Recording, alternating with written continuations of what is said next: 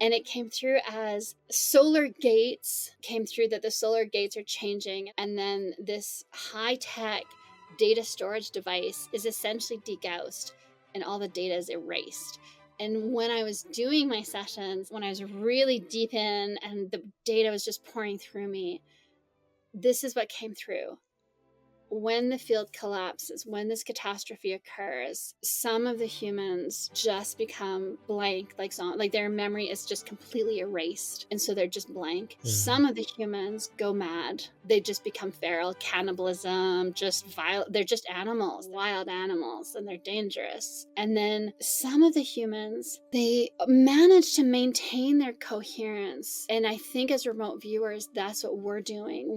We maintain our coherence of thought, of consciousness outside of our physical brain. Right. And I think more people need to learn to meditate, learn to remote view, learn to keep your consciousness coherent, even if your brain is messed with. Because I think that that's what I saw. I really had this strong sense of, look, this is important, this is urgent. Sasha, listen up. That's what the data was saying, right? Yeah. So there's going to be some humans that their memory is erased. We know with like transcranial, when you apply magnetic fields to people's brains, they do that to do different experiments and they do get different effects. And it looks like when this happens, people's memories are just wiped. But then you have, I think, like a priest class. And I think this is what ties it to our knowledge that gets transferred through maybe secret societies, because it seemed like some individuals had what we can do with remote viewing, what really good meditators can do. They were able to keep the coherence of their memory, of their self, of their consciousness. And so they maintain their memories. But then when the new magnetic field reemerges, people come back up to the surface. Maybe you have 10 or 12 people in a city of 200,000 that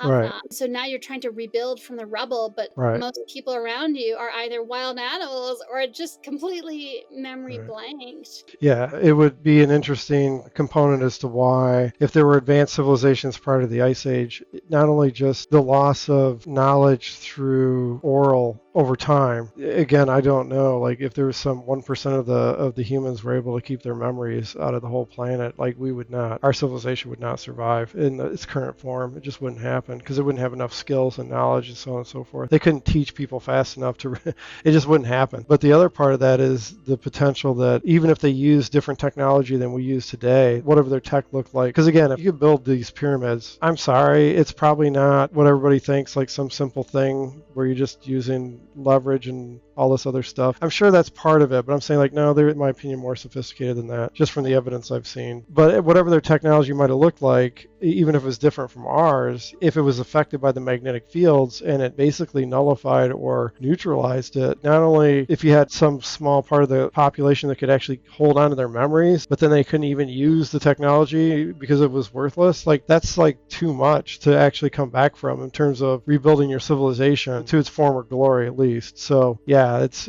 interesting. It's comparable to like if we had an EMP go off globally, and all your computers, all your cars, your cell phones, all of that is dead. And then worthless. also 90% of people have no memory, and you know, a certain percentage are wild feral animals. How do you rebuild? This is some of the knowledge that I think secret societies pass on, and a lot of it has been lost. Even in the secret societies, they haven't done a good job of maintaining the integrity of the information.